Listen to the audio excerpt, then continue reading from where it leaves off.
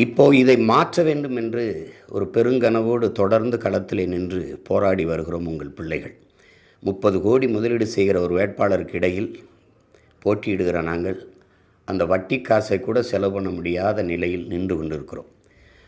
ஆனால் மக்களுக்கு சேவை செய்ய பணம் தேவையில்லை.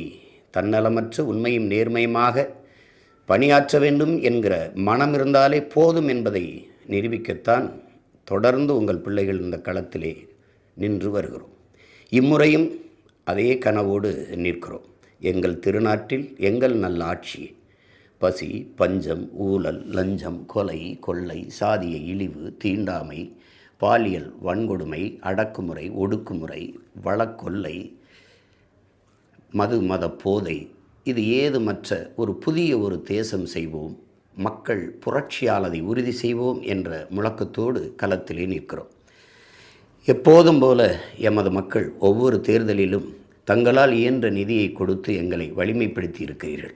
இம்முறையும் மக்களிடமிருந்து மக்களுக்காக வந்த பிள்ளைகளுக்கு எங்கள் பெற்றோர்கள், எங்கள் உடன் பிறந்தவர்கள் இனமாகவும் பணமாகவும் வலிமையாகவும் வளமையாகவும் நீங்களே நின்றிருக்கிறீர்கள். இம்முறையும் நிற்பீர்கள் என்று உங்கள் பிள்ளைகள் அன்போடு கேட்கிறோம். மக்கள் நிதி திரட்சி என்ற அந்த வழியின் வாயிலாக உங்களால் இயன்ற உதவியை செய்து உங்கள் பிள்ளைகளின் கைகளை வலிமைப்படுத்தி விடுங்கள்.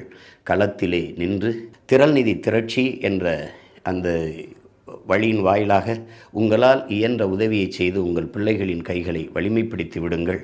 களத்திலே நின்று இன முன்னோர்கள் கண்ட கனவை வென்று முடிப்போம் என்கிற உறுதியை தருகிறோம்.